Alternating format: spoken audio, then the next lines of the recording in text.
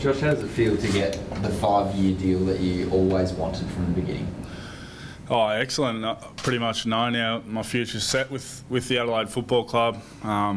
It's great.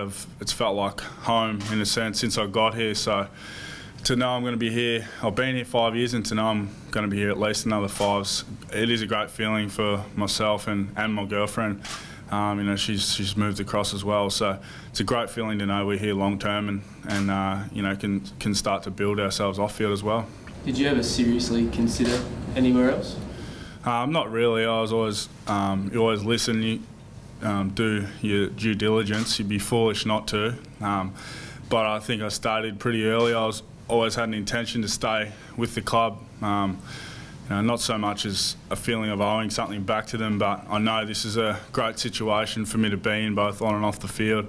Adelaide as a town's really embraced me. I've got some aspirations away from footy, and the club and the community have helped me build those and nurture those along as well. So it's a great place to be for on and off the field. Did it feel like a long process, or were there times where you were a bit frustrated by it all? It was a lengthy process, but I'm a smart enough person to understand that these things can take time, and that's why it's a negotiation. There's two sides of the story. So I never got too caught up in it. I continued to, whilst I felt I was able to contribute to the team and play my part, I wasn't ever worried about what was being said or written or what was or wasn't actually happening. So I just let it wash over me, continued to focus on what my actual job is, and that's to play football, because I'm still under a current contract, so that was my main focus. How hard was it to do that, Josh? Just to let it all wash over you? I didn't actually find it too hard. I've got a really great support network through my management group. Mel, who looks after us boys on a day-to-day basis, is amazing. She's always a phone call away, no matter the time of the day or night. And I've got plenty of teammates who are great guys that I can lean on, and you can pretty much talk to them about anything. So it wasn't hard at all. And at the end of the day, when a game of footy, when game day rolls around, I can assure you that a contract is the least of your worries. Are you surprised by how big, I suppose, your contract? Yeah, it was a little bit, but hopefully that's just reflective of my form and how the team's going as well. We've really had a great couple of months, and I've been part of that. So hopefully that's the reason why. I think it's all positive from a personal and a team point of view. Josh, you were offered a big contract elsewhere and big dollars. You've obviously chosen to take a little bit less. Is that because of as much that you are settled and that you do feel like you're close to the ultimate success here? Yeah, I just put a high price on being comfortable and happy where we are. My girlfriend and I, we sat down and spoke about a lot of things, but I said I didn't want to find a new dog walker, and I didn't want to have to get a new hairdresser, and just things like that. I just really enjoyed. I think that says a lot about the fact that I'm actually happy in Adelaide itself, and that played a big part of it. Football does consume most of our lives, but there's a lot of time when we're away from the club as well. And Hannah and I are just happy to be here. The club looks after her as well as it does me, and I'm thrilled to be able to continue long term. So have you told your hairdresser and your dog walker? Yeah, I actually had the dog walker over this morning, so she'll be thrilled. She's been taking me for a ride for the couple of years, but it's just a great thrill to know that the future's set, and we can get on with playing football. Do you think that there's some long-term success available for the Crows? Obviously, you're on fire at the moment, the team. Is that part of your reason you got a good group together, a talented list? Yeah, I probably wouldn't have committed long-term if I didn't believe that was the case. I think in the past 18 months we've become a really great club. I think that goes for management staff, playing staff, coaching staff. We've got a really great club. We've got a really great thing rolling. It's an intangible thing at the moment, but we've got something rolling along that's great, and that's something that's you couldn't not want to be a part of on the field. That destiny's in our hands. We just continue to look at what's in front of us. We've obviously got a tough game this week, but a crucial game in the context of our season. So there's no point looking at can we win premierships in future years, because there's a game of footy, an important one to win on the weekend. Do you think there's still so much room for improvement in your game, considering you're young in football? Yeah, I think that there's always going to be room for growth for me.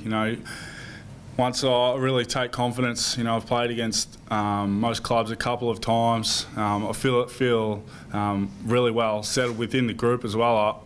I really feel like the guys know what they're going to get from me now, and that's an important part of playing in a team. You need your teammates to understand what you're going to get from them or what they're going to get from you, and vice versa. So I feel quite comfortable in the team. I'm really lucky that playing in a forward line that's so talented and unselfish. There's a genuine disregard for who kicks the goals. We're all happy to share them off, and as you see, we get so many easy goals, but that's because players upfield are willing to pass off to someone who's in a better position. So it's a great group to play alongside of. In your mind, when was it done? When were you certain?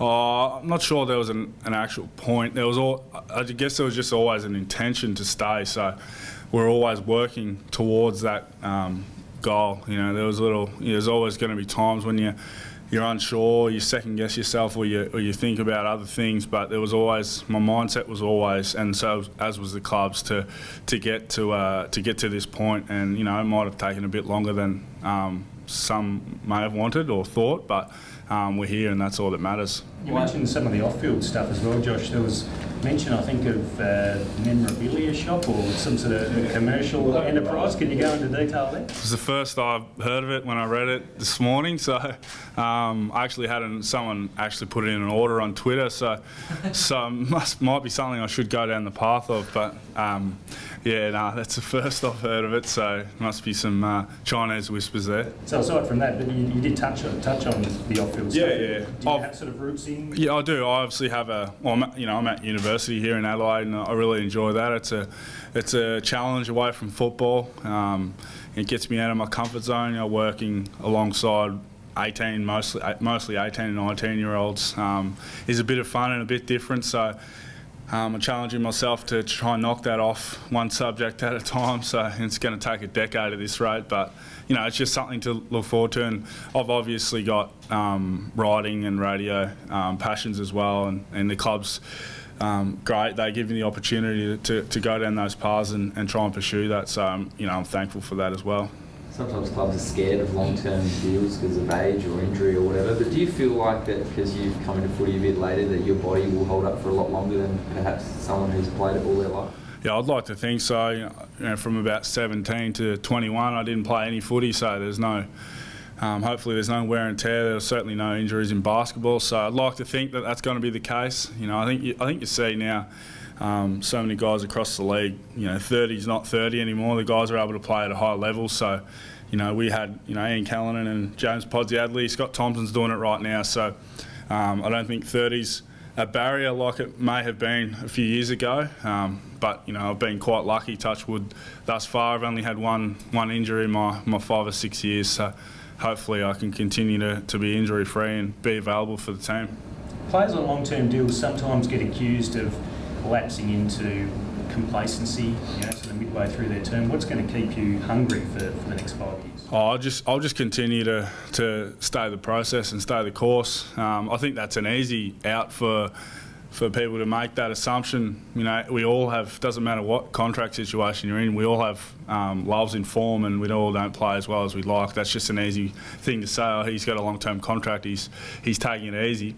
I'm just going to continue to do what's got me to this point. I have a lot of admiration and a lot of respect for Don Pike and David Teague, our forwards coach. So, along with those two and the rest of the guys, I'll just continue to work hard, and whatever happens, happens.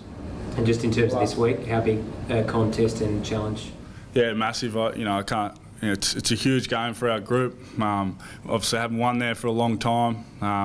Doesn't really come into it that much. It's just a game of football that we at the end of the day, we just need to go and win it. You know, the 8 flips upside down every week, but we have an opportunity to really cement ourselves in the top echelon of that group. So, just a crucial match for us to go and win against a pretty good football side.